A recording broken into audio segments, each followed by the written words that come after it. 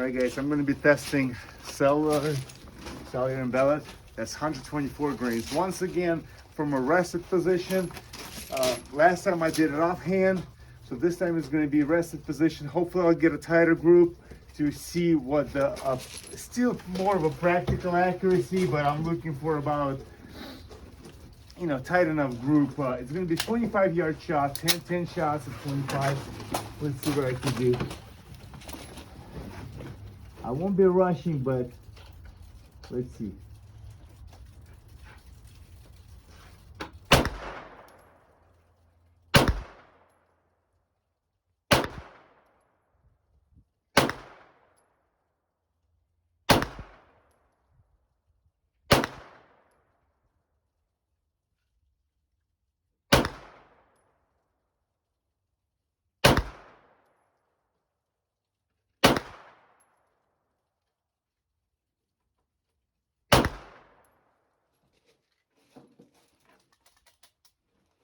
Let's see.